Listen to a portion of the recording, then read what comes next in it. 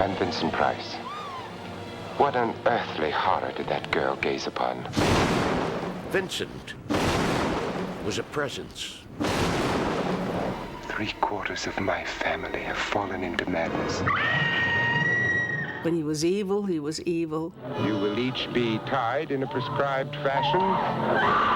And then, as soon as they said, cut, there was old Vincent again, you know. I love this boy. Vincent had great style as a person. Dance with me, Miranda. He was an intellectual. He was an art critic. Art doesn't necessarily have to be dead serious. And he had a wicked sense of humor. Nothing can stop us now.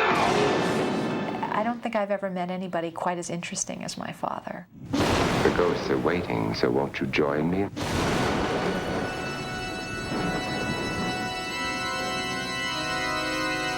In a career spanning half a century, Vincent Price charmed audiences in period pictures and sophisticated dramas, and thrilled them in the popular horror films which made him America's most beloved master of the macabre. But off-camera, Price was the antithesis of his spooky European image. A witty, down-to-earth Midwesterner, he delighted in a wide variety of interests. Actor and art patron, Vincent Price was a modern Renaissance man.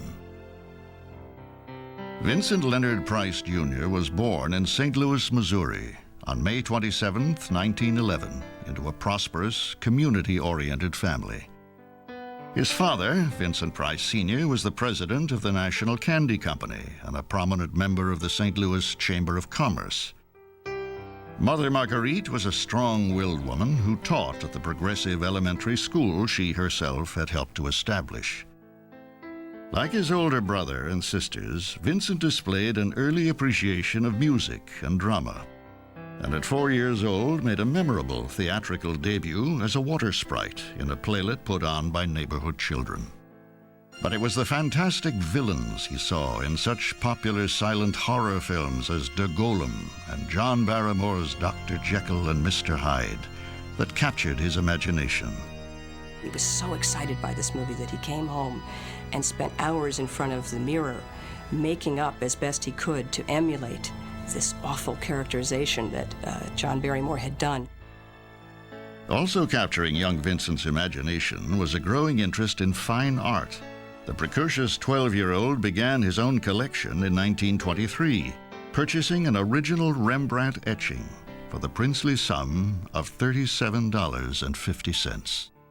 And he put $5 down and paid off the rest on a weekly basis for months, which he said created outrageous deprivation for a 12-year-old boy. By his junior year of high school, Vincent Price had matured into a handsome and gregarious young man.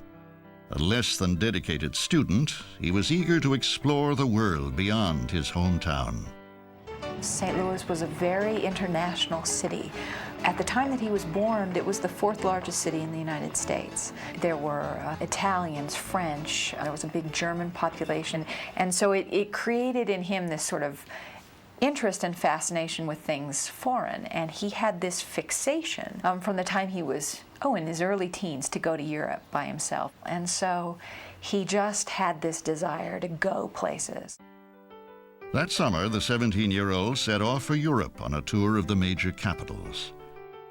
As he marveled at the masterpieces in the great museums of Paris, Rome, and Madrid, art appreciation became a passion.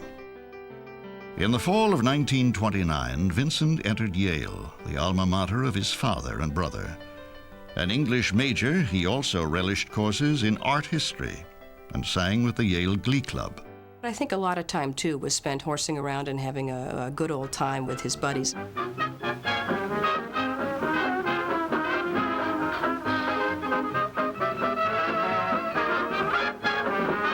Always a ham, Price often starred in his classmates' amateur movies.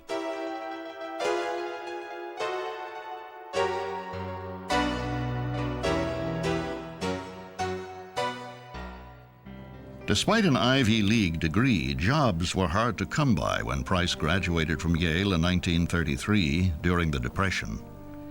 He accepted a teaching position at Riverdale School on the Hudson in New York, but after a year elected to further his own studies at the prestigious Courtauld Institute in London.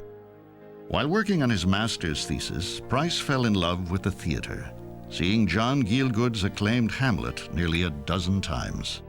That inspiration led him to pursue a secret dream. There was a private theater club in London called The Gate, and they were doing a play called Chicago, which was sort of a gangster kind of thing. Somebody said, oh, why don't you try out? You'd be perfect, you're an American. And he got the part because he could walk and chew gum at the same time, because gum was sort of a new thing in London. Academia would be replaced once and for all when he landed the male lead in The Gate's next production. Victoria Regina depicted the story of Queen Victoria's long reign and enduring romance with her German cousin Albert of Saxe-Coburg. At 6 foot 4 inches tall with wavy blonde hair, Vincent was the image of the handsome prince consort. When the production was brought to America a few months later as a showcase for Broadway's own queen, Helen Hayes, Price came with it. Victoria Regina opened in New York at the Broadhurst Theater on December 26, 1935. It was unheard of. Victoria Regina made the cover of Time magazine, and Price was, in his words, catapulted to stardom when he was only 24 years old and had basically no acting experience whatsoever. He was on Broadway opposite the most famous actress of the time, and I think he pinched himself every night. His parents certainly did. His mother was thrilled. She could hardly believe it. You know, her son had ended up an actor on Broadway. They made scrapbooks for him. They followed his every move. They subscribed to Stage magazine so they could keep up with what was going on. For 2 years, Price honed his acting skills in Victoria Regina. But when the play went on tour, Vincent stayed in New York. Attracted by an offer from 22-year-old actor and director Orson Welles, Price joined the fledgling Mercury Theater Company. It was a coup for the Mercury to get an actor who had scored such an enormous success. We welcomed Vincent in Shoemaker's Holiday, which required him to wear a period costume of Elizabethan nature, particularly a pair of tights. And Vinnie had very long legs, which, combined with cod pieces, served to increase our matinee business enormously. One of Price's Mercury Theater leading ladies was herself a stage star, descended from a great American thespian family. Edith Barrett had played Price's lover in Summer Stock in 1936, and their real-life romance culminated in a society wedding on April 23, 1938. She was really what he thought of as an actress, that he thought they would be this great theatrical couple, this Lunton-Fontanne kind of couple. Hollywood had been beckoning ever since Price took Broadway by storm, and that year the actor signed a contract with Universal Pictures. He loved the Hollywood thing. You know, he was a starstruck guy. So there he was going to a potluck at Joan Crawford's house, and he was meeting all these glamorous people. He loved that aspect of it. Price made his film debut opposite popular leading lady Constance Bennett in the screwball comedy Service Deluxe. Oh, excuse me. Say, what's the big idea? Were you talking to me? Look. Just look. That's all I want you to do. Is that your hat? That was my hat. You knocked it off with that thing. Oh, I'm very sorry. Oh. Well, I guess there's only one thing for me to do. Well, that's a great help. But doesn't it make us even? Even? Mine was an original Lily Lachey from Paris. Well, mine was an original Nobby shop from Schenectady. Oh. Public and critics alike hailed Vincent Price as the screen's newest matinee idol, and he was immediately cast in 4 more films. But despite positive reviews, the 28-year-old actor was dissatisfied with the one-dimensional parts Universal handed him. In 1940, Price left the studio and signed a 7-year contract with 20th Century Fox. He was cast in small but rewarding roles in 2 period pictures, Brigham Young and Hudson's Bay. He will lead my people, even as Moses led the children of Israel, across the wilderness.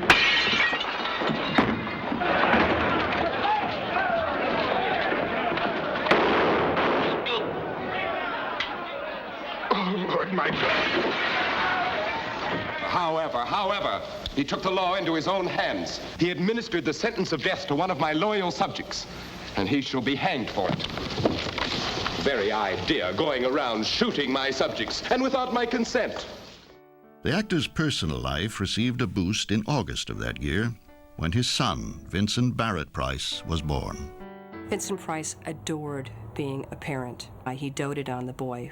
And something very special that they shared were visits to the amusement park. Price, of course, was just a big kid himself, and they'd get their handwriting analyzed and their weights guessed and eat cotton candy and go on what Price called the roller coaster. And it was a very special father-son thing to him. Just as he was becoming an important member of Fox's roster, Price took a huge professional gamble. A clause in his film contract permitted him to take time off for stage work, and he returned to Broadway for the starring role as a suave murderer in the psychological thriller Angel Street. It was December 1941. But as Angel Street opened on the Great White Way, the Japanese Imperial Air Force decimated the American Navy at Pearl Harbor. Amid the real-life horrors of World War, the 30-year-old Price created a character who echoed the fascist leaders, a charismatic, clever man of murderous self-confidence. The play was a huge hit. Audiences actually hissed at Price. The actor loved it. And Price said he had found his niche. For the first time, Price understood this curious, compelling attraction of evil. He had a real affinity to get at the heart, that psychological aspect of the character, and make it believable, make it appealing, make it irresistible. Price truly had found his niche as an actor. When he returned to Hollywood after a year in Angel Street, that irresistible air of wickedness would cling to him forever. I am a stranger here. I'm not like these thousands of souls. Fresh from his success on Broadway, 31-year-old Vincent Price returned to Hollywood for his first truly complex film role, the skeptical imperial prosecutor in 20th Century Fox's The Song of Bernadette. Put your hand in mine and promise me that you will not go to the grotto again. That I cannot promise, monsieur. Let me remind you that I am the imperial prosecutor. I know, monsieur. You told me that before. Now listen carefully, Bernadette. In the next room is Jacome. He is cruel and mean. If you refuse me, I will be forced to turn you over to him. I can promise you it will be horrible. He will have you cringing and crying in no time. Over the next few years, Fox kept Price busy, casting him in diverse character roles in a series of high-profile films. I loved you. And I'm still in love with you. That's a tribute. And I always will be. Remember that. Is that a threat? But I must tell you frankly, Francis, that on our charts at headquarters, I'm sorry to say that your convert rate is the lowest. I suppose missionaries differ in their individual capabilities. Oh, surely no one doubts your capabilities, Francis. It's just in the way you do things. I forgot to tell you, I also read palms. I cook, I swallow swords, I mend my own socks, I never eat garlic or onions. What more can you want of a man? Co-starring Gene Tierney and Dana Andrews, the murder mystery Laura would become a film classic and one of Price's personal favorites. I remember kneeling on the floor, feeling her heart. My first instinct was to call the police. Why didn't you? I don't know. Or rather, I was afraid, not only for myself, but for Laura. But it was the dark and seductive villain Price played in the 1946 Gothic thriller Dragonwyck that began to establish the actor's sinister screen persona. Shall I tell you what you want to know? Brace yourself. Prepare to have your God-fearing, farm-bred, prayer-fattened morality shaken to its core. See, I have become what is vulgarly known as a drug addict. Price received top billing in his next film, Shock. I could give her insulin shock treatment. Shock treatment's indicated in a case like hers. I could give her 4 injections. Although produced as a B movie, Shock was so successful that it was elevated to A houses. proving the actor could carry a picture. But as Vincent's career shifted into high gear, his marriage to Edith seemed to go off track. They both went out to Hollywood. His career skyrocketed. Hers did not do as well. There were other strains on the marriage, and it fell apart. In 1948, after 10 years of marriage, Vincent and Edith were divorced. Price's divorce from Edith Barrett was a very difficult one. He was especially unhappy about the fact that he wasn't permitted to see his son very much because the boy, who was only 8 at the time, went to live with his mother. But the attractive 38-year-old actor didn't remain single for long. In October of 1949, Price announced publicly that he had been married for more than a month. His second wife was accomplished stage and film costume designer Mary Grant. Mary complimented Vincent, and Vincent complimented Mary because they were both involved in art. Mary was, to look at her, very prim and very proper, but underneath she had a wicked sense of humor. And it was a wonderful, I think, changing point for him because he'd been married to Edie, and he had not traveled very much.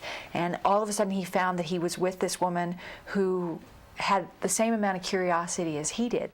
Mary and Vincent's Benedict Canyon home soon became a showcase for their eclectic collection of both modern and primitive art. Vincent's house was a very joyous place, and it was full of abstract art, abstract expressionists, and action painters. I saw my first Franz Klein, my first Jackson Pollock. It just tore my head off. Abstract art. Hadn't gotten to museums yet, so it was just, if you were lucky enough to see a collector like Vincent, you would see it. By the early 1950s, Price was not only a well-established character actor, he was becoming equally famous for his knowledge of art. The $64,000 challenge. In a few years, he would even appear as a contestant on the popular television quiz show, The $64,000 Challenge. All right, you're the challenger, Vincent. You go first. This is great art and artists. This is $1,000, Vincent. What great artist designed the incomparable bell tower in Florence in 1334? Giotto. Giotto is right, for $1,000. Millions of viewers tuned in each Sunday. As my mom says, it was like you were a basketball star. It was like you were Michael Jordan during the NBA Finals walking down the street. My dad always felt that the best thing about that was that he would get letters from museum directors saying, since you've started doing this show, museum attendance has doubled, and he would promote the arts. Following the example of civic responsibility set by his parents, in 1951, Price accepted an invitation from the students of East Los Angeles College to lecture on the aesthetic responsibilities of the citizen. He was so impressed by the spirit of the largely Hispanic student body that he donated 90 pieces of his art collection to the college, along with the monies to support it. Price had left 20th Century Fox when his contract expired and began to take advantage of his freelance status, expanding his repertoire beyond suave, sophisticated bad guys. He showed a flair for comedy in Champagne for Caesar, a spoof on TV quiz shows which foreshadowed his own game show experience. If we take Mr. Bottomley off the show, the people who listen to our show wouldn't like the idea. If they don't like the idea, they won't listen to our show. If they don't listen to our show, our sales will drop to nothing and we will lose money! I hope I didn't upset you, my dear. Price also co-starred with the beautiful Jane Russell in 2 popular films, His Kind of Woman and The Las Vegas Story. They would become lifelong friends. What a beautiful picture. Moonlight, sagebrush, and my wife with a stranger. An old friend. Ah, the desert is giving up its secrets. Lloyd, this is Lieutenant Andrews of the Sheriff's Office. We'd seen him in all these very sophisticated parts. So that's what you expected. And instead of this, out comes this absolutely hysterical, funny man. He was sarcastic and brittle and wonderful. But it was another thriller that struck a chord with audiences. Filmed in 1953 in the new 3D process, House of Wax was a spine-tingling success and sparked a new interest in the horror film genre. Price had a field day as a demented sculptor who dips his victims in boiling wax to create lifelike additions to his museum. Over the next 5 years, the multi-talented actor appeared in such films as the tongue-in-cheek Son of Sinbad and Cecil B. DeMille's epic The Ten Commandments. But he couldn't escape audiences' enthusiasm for the horror pictures. Will everyone in the theater hold on firmly to his seat, please? In 1958, Price co-starred in The Fly as the brother of an unlucky scientist whose experiments in matter transference mix his atoms with those of a common housefly. It would be unfair at this time to show you any more of what went on in that laboratory where a man actually dared to play God. You saw the fly? Where? It's in a web. Spider's going to get it. By the bench, in the garden. You're sure? Oh, yes.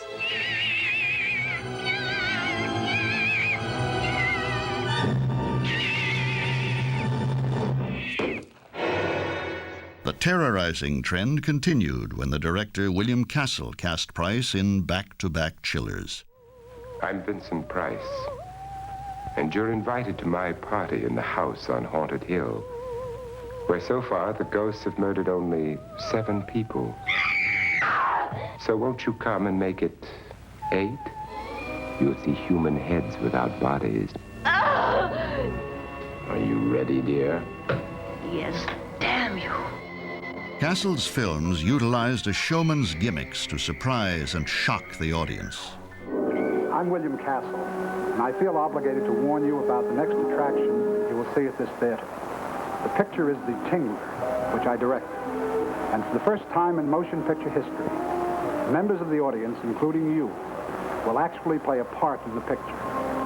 You will feel some of the physical reactions, the shocking sensations experienced by the actors on the screen.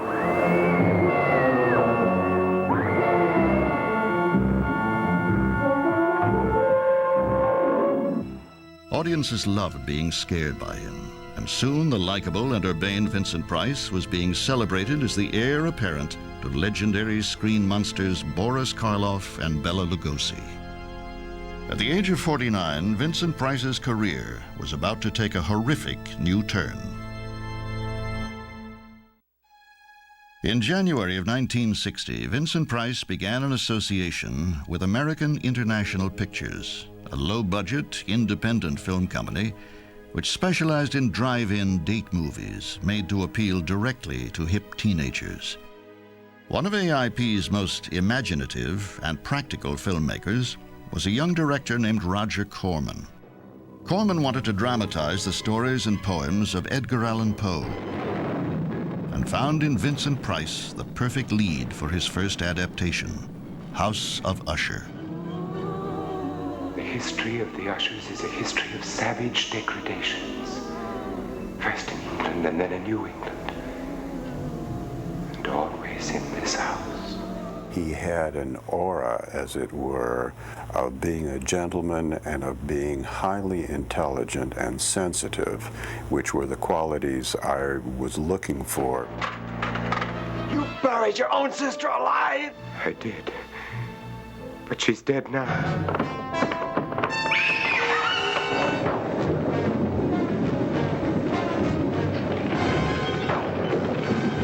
There was no other way. Just as Sigmund Freud, a little later in the century, was working on a scientific basis towards the concept of the unconscious, I thought Poe as an artist was doing the same thing, writing horror films from the standpoint of the unconscious mind. And I thought Vincent was able to understand that and to portray that. I'm going to torture you, Isabella. I'm going to make you suffer for your faithlessness to me. Vincent Price was the perfect embodiment of the Edgar Allan Poe anti-hero. Physically, his presence, his mellifluous voice, his fine features were just eminently suited for period costume pictures. He really, really was in his element. Do you know where you are, Bartholomew. You are about to enter hell. Despite being B movies, House of Usher and Pit and the Pendulum were surprise hits, scoring with critics and public alike. For Price, the Poe films provided steady employment at a time when mainstream films were dominated by a new generation of method-trained actors. The business was changing. All the independent companies were coming along. The studios were falling down. And I think Vinny just decided he was going to have some more fun and do some mysteries. Anything to keep busy. But he was having a ball.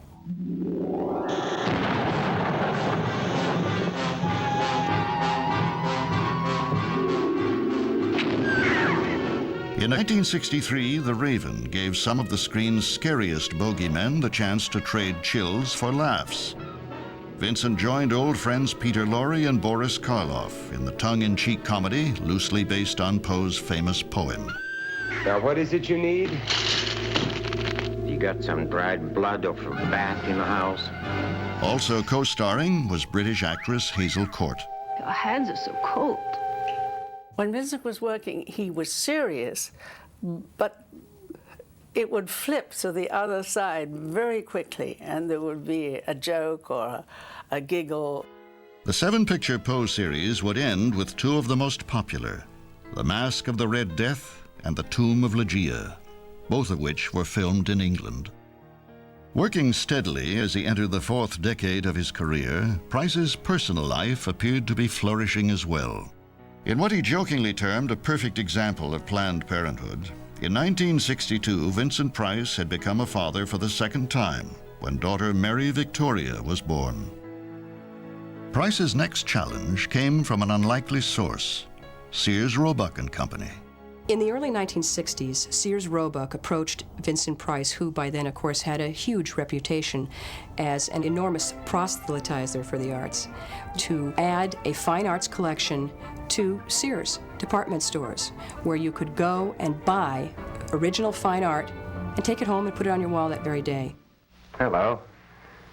Perhaps some of you are wondering what I'm doing carrying around a stepladder. Well, let me assure you, I was hanging pictures and not people. But there may be some others of you who know that I have another interest besides movies, and that's an interest in fine arts.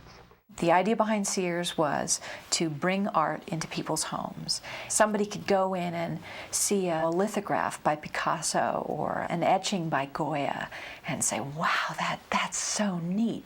And they could plunk down their Sears credit card and pay it off on time, and they could have a Goya. Over the next decade, Vincent purchased some 55,000 pieces on behalf of Sears. Everything from Picassos to originals by young artists he himself had discovered. He even found time to antique hunt while on location. All the time he was making Mask of the Red Death, he was going to the markets, to Portobello Market, to all the galleries, and he always came back laden with things. The Sears partnership wasn't the only way Price found artistic expression off-screen. He was a prolific writer, and over the years he authored hundreds of newspaper columns, as well as an autobiography, several books on art, and an encyclopedia of monsters, co-written with his son, Barrett. Accomplished cooks, Vincent and Mary compiled treasuries of international recipes, as well as some of the Price family favorites. New dishes were often tried out on friends. They bought one of the first mobile homes. It was called a Clark Cortez. And they would pack in it wonderful, wonderful foods and wines, and they would take 2 or 3 people, and they would go park some beautiful place out at the beach, and they would have a beautiful supper and then come home. In the late 1960s, Price had fun spoofing his horror image as the guest star of such hit television shows as Voyage to the Bottom of the Sea. Isn't it time, Professor? Very nearly time. Nearly. But not quite yet. Soon? Yes, soon. Very soon. And Batman.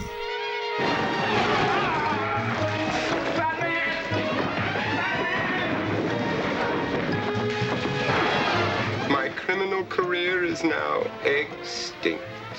Let's face it, all the cool people were doing Batman, and he understood that in order to be current, you have to be current to each new generation. He understood that it was sort of a campy thing, the horror thing. He had fun with it. I'm not sure he would have had that much fun if he hadn't had the art to offset it. He always had that. He always had something that he could take seriously. But Price's professional popularity and rich personal life could not offset a growing frustration with his film career. His ironclad contract with AIP required him to make films which were becoming increasingly gory and more explicit, a trend the actor deplored. Only from the pen of Edgar Allan Poe could come such an horrendous tale of terror. The Conqueror Worm, starring Vincent Price in the most diabolic role of his career. Men sometimes have strange motives for the things they do. Leave the children at home, and if you're squeamish, stay home with them. Vincent was aware of the fact that after a long and successful and varied career as a star, he had become known to the public as a star of horror films. When he really got slotted into those kind of movies, he was really afraid that he wasn't doing the kind of work as an actor that he should be doing. But it was good money, and it was a certain kind of recognition. On May 27, 1971, Vincent Price turned 60. Despite his stardom, professional frustrations were adding strain to his family life and would soon lead to an enormous personal upheaval.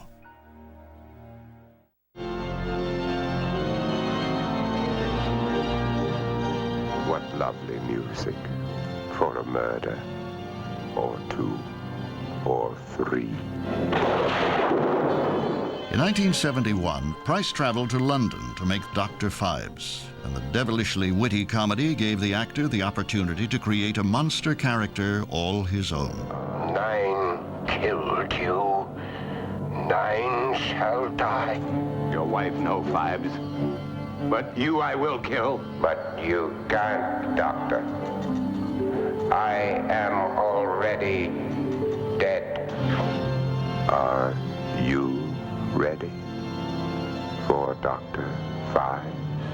Also produced in England was Theatre of Blood, a stylish horror comedy co-starring Diana Rigg. Edward Lionheart truly believed he was the greatest actor of his time. So when these 8 professional critics laughed at his work, Quite insane. it hurt him so deeply. Oh, my God. He killed himself.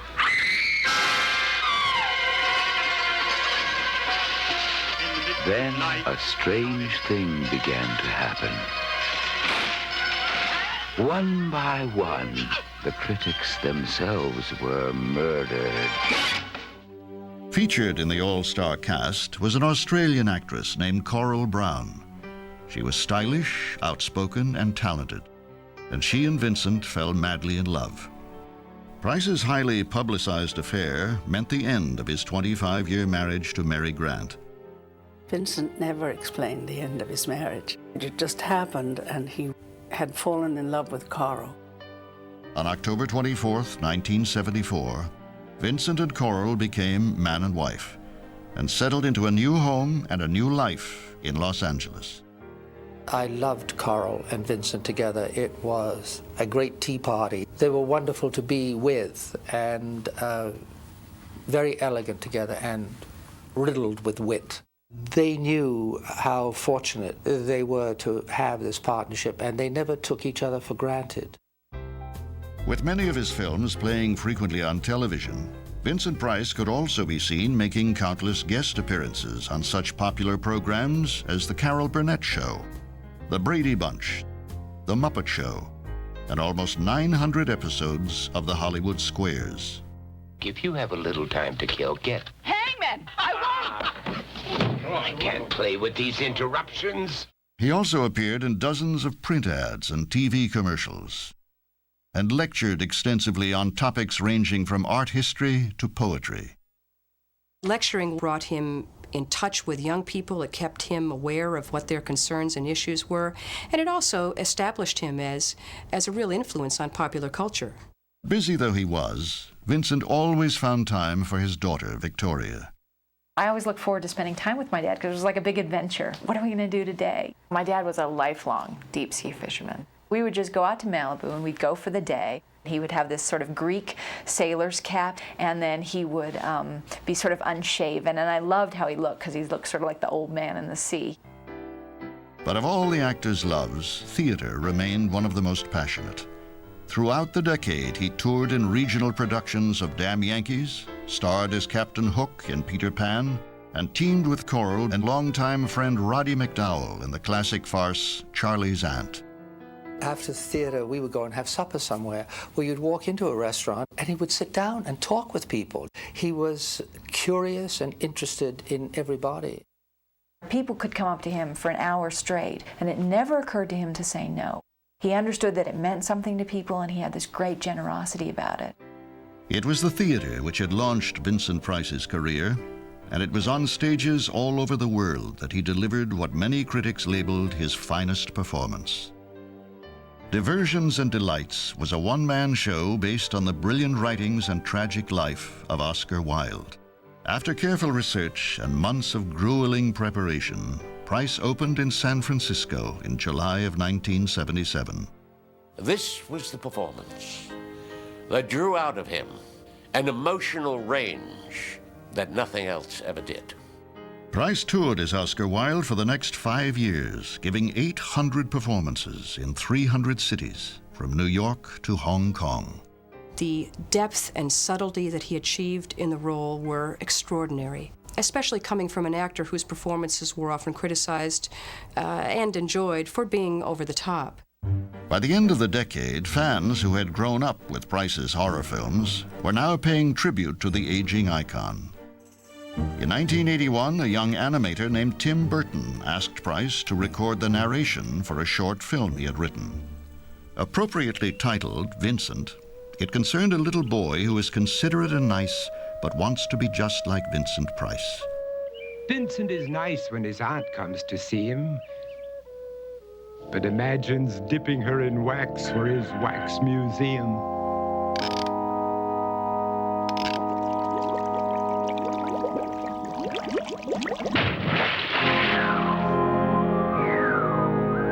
Every horror in his life that had crept through his dreams swept his mad laughter to terrified screams. To escape the madness, he reached for the door, but fell limp and lifeless down on the floor. When pop star Michael Jackson asked him to deliver a spooky rap for Thriller, the phenomenal success of the album introduced Vincent Price to an even younger generation of fans. Price's own film output had been slowing down for some time, when in 1987 the 75-year-old actor was offered the part of an aging Russian émigré in The Whales of August. Co-starring Lillian Gish and Bette Davis, Price gave a thoughtful and restrained performance. Well, in Paris we did sparkle for a little while and managed to nourish our dreams. But nevertheless, dear ladies, we were merely bijoux. Trinkets we were, but en route to extinction. But you are not extinct, Mr. Marinov? No, I am still very much here. Vincent now looked frail and was in increasingly poor health, and many of his closest friends feared his time was running out. But for Vincent, life was filled with magic, and there was still one more trick up his sleeve. There was an old man from the Cape who made himself garments of crepe. When asked, will they tear, he replied, here and there, but they keep such a beautiful shape. 1990 saw the release of Edward Scissorhands, directed by Tim Burton. I have a present for you. Starring Johnny Depp as a Frankenstein-type creature with scissors for hands, Price played the feature role of the kindly inventor. Produced by 20th Century Fox, it represented a return to the stylish films he had been known for decades earlier.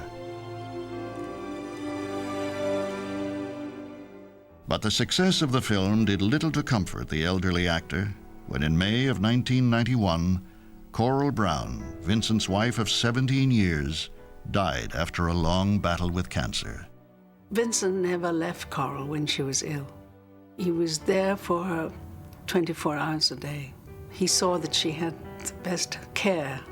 They were very, very devoted to each other. Now 80, Vincent found solace in writing his memoirs, working on a book with his daughter, Victoria, and in his continued support of the Vincent Price Gallery at East Los Angeles College. Hello, how are you? I came to see your things. Oh, I'm Looks so glad. great. Yeah. But Vincent could not deny the ravages of old age. Increasingly bedridden and suffering from Parkinson's disease and lung cancer, he found he could no longer indulge his many interests. He didn't like that his body had betrayed him. He had expected the end of his life to be, you know, the time where he wouldn't have to work and where he could travel. He often said he would like to open a little antique store, sort of a junk store out by the beach. And all these sort of fantasies he'd had about the end of his life, he didn't get to fulfill. He had to have oxygen. So in between the oxygen, you could go in and talk to him. He was furious. He says, old age is ridiculous. Don't ever let anybody tell you otherwise. This is awful. And he was grumping and grinding out of the bed and screaming and hollering and being funny. On October 25th, 1993, Vincent Price died at the age of 82. His ashes were scattered off the California coast of Malibu, together with his favorite gardening hat. He specifically said, I don't want them scattered off of Santa Monica Bay because it's already polluted enough as it is. He didn't want any kind of memorial at all. So we decided to instead throw a celebration of his life, and we had it at East LA. It was sort of a positive celebration of life instead of a mourning of a passing. He'd had an incredibly full life, and that's how it should be remembered.